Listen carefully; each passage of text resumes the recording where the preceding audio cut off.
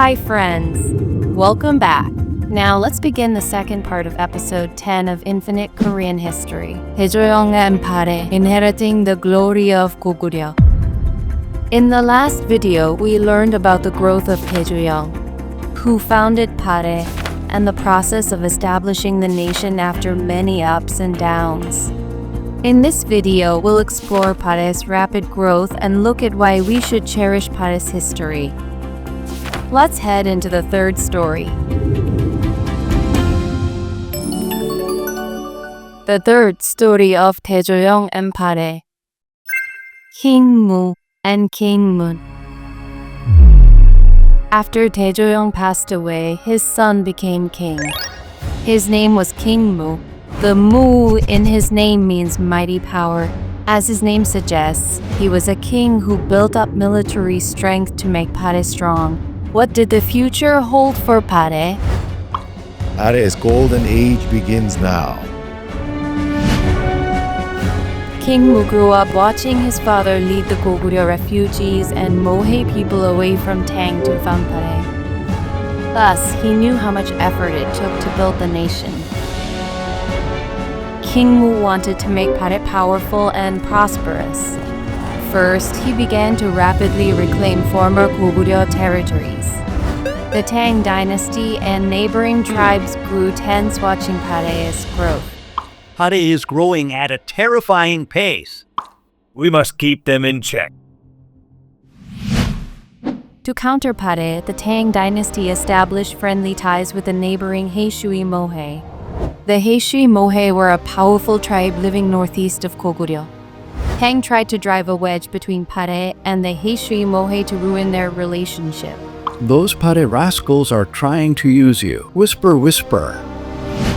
As the situation worsened, King Mu anticipated that Tang and the Haeshui Mohae would soon join forces to attack Balhae.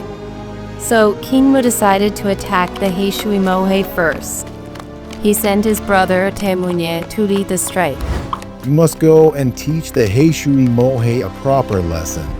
I understand, brother. However, an absurd event occurred.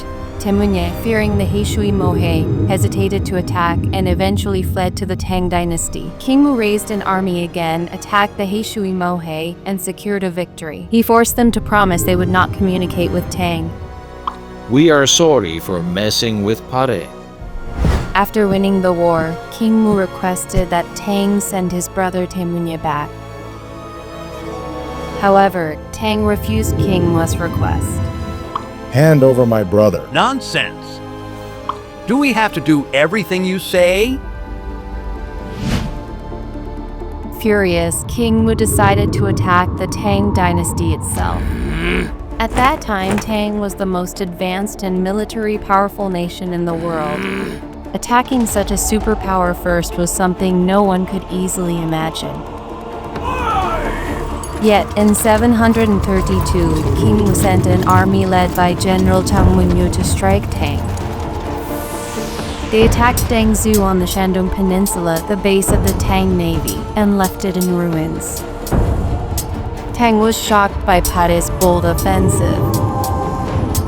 You thought you could look down on us, didn't you? I can't believe they invaded all the way here. This is an emergency. Through this attack, Balhae's status rose significantly. Having barely blocked the attack, Tang no longer wished to provoke Balhae and instead hoped for a friendly relationship.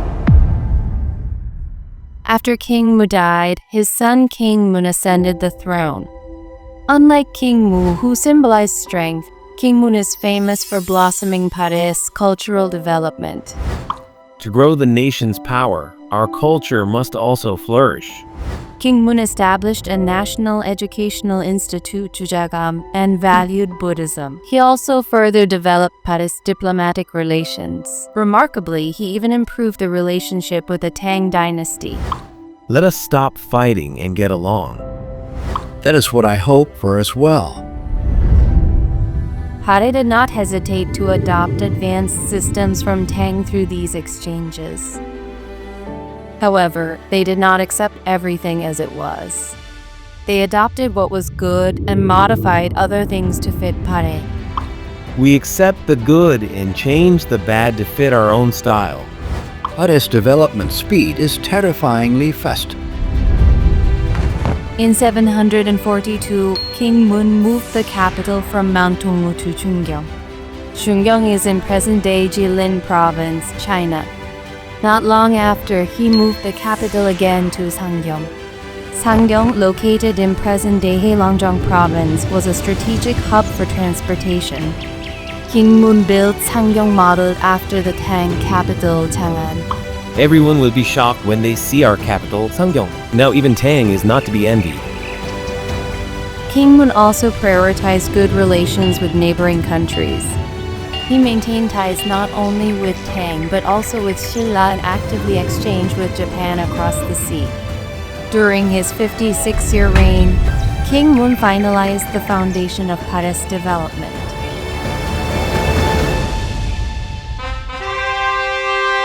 The fourth story of Dae Jo-yeong and Balhae. Haedong Seongguk. The term Haedong Seongguk sounds unfamiliar, right? It literally means the prosperous country of the East Sea. This was what the people of the Tang dynasty called Balhae. Just how well off and developed was Balhae to earn such a title? They call Balhae the Prosperous Country of the East Sea. I want to visit it at least once. After King Mun died, Balhae went through about 25 years of confusion as kings changed several times. In 818, the 10th king, King Son, ascended the throne and wished to grow Balhae into a powerful nation once again.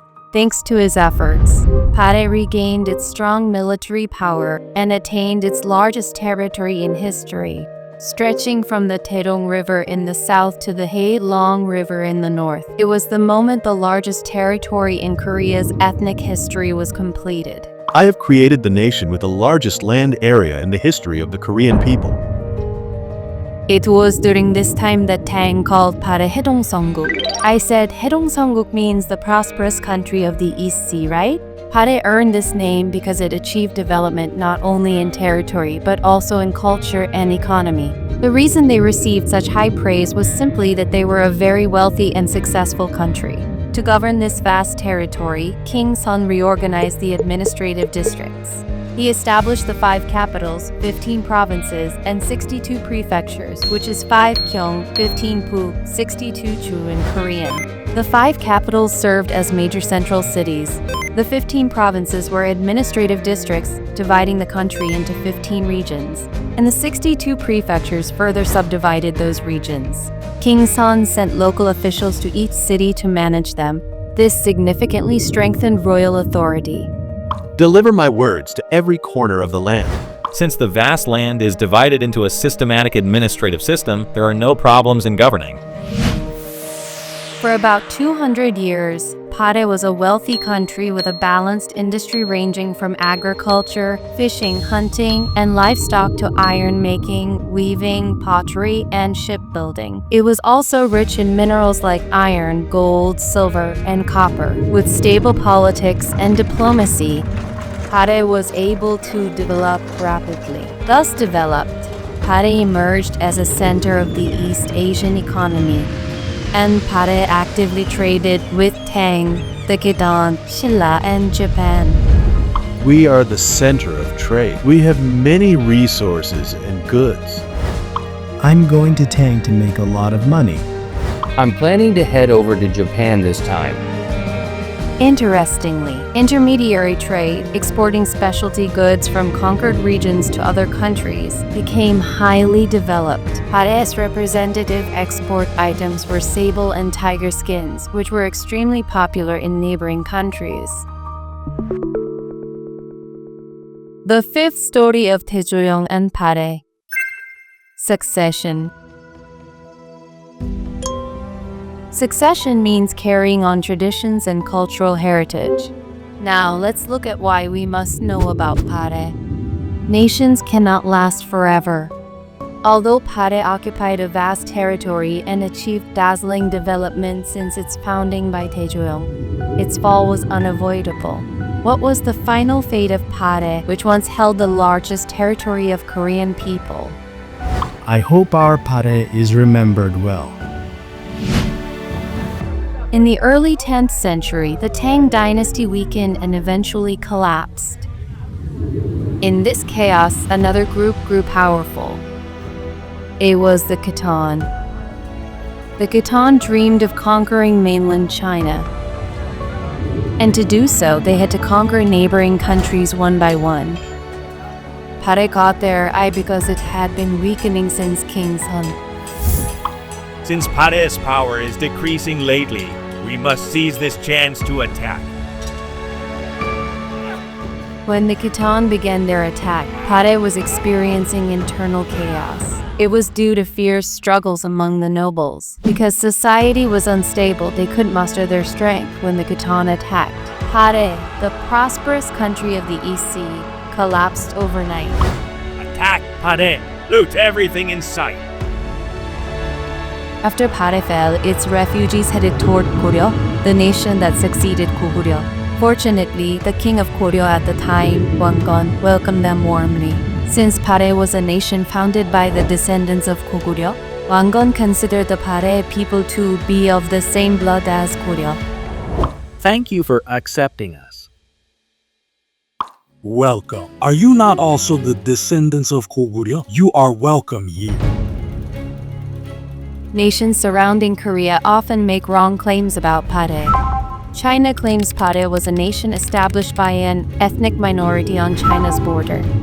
Russia says it was founded by Dae Jo-yeong, who was from the Primorsky Krai ethnic minority. However, those are incorrect claims.